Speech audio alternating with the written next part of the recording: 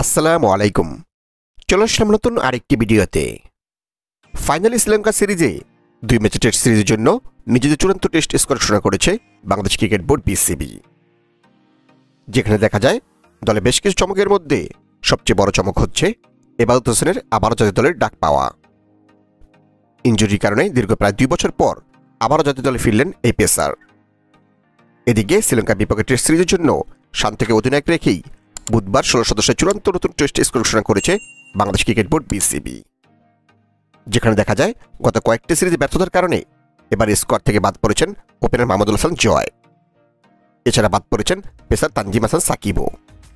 অন্যদিকে পুরোপুরি ইনজুরি মুক্ত হলেও শ্রীলঙ্কা সিরিজের টেস্ট স্কোয়াডে রাখা হয়নি স্পিন স্টার তাসকিন আহমেদকে।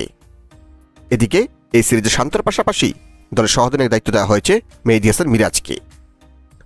উল্লেখ্য যে শ্রীলঙ্কার বিপক্ষে 2টি টেস্ট, 3টি ওয়ানডে এবং 3টি টি-20 ম্যাচ খেলতে ঈদুল আজহার পরপরই শ্রীলঙ্কার উদ্দেশ্যে উড়াল দেবে বাংলাদেশ দল।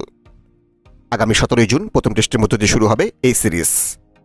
তো চলুন দেখে নিই শ্রীলঙ্কার বিপক্ষে টেস্ট সিরিজকে সামনে রেখে ফাইনালি কেমন 16 সদস্যের চূড়ান্ত স্কোয়াড ঘোষণা করল Bangladesh cricket board BCB. Number 1 Nazmul Hasan Shanto, one down batsman এবং অধিনায়ক।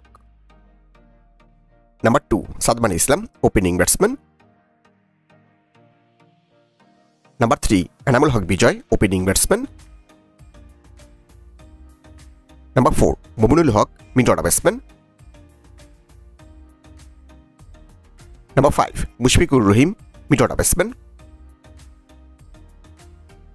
Number 6 Liton Kumar Das, wicket keeper and batsman. Number 7 Mahidul Islam Ankon, wicket keeper and batsman. Number 8 Jaker Ali Anik, wicket keeper and batsman.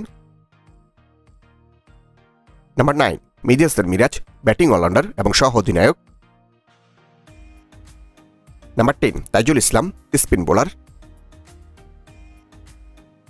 Number 11 Naim Hasan, spin bowler. Number 12 Hasan Murad, spin bowler.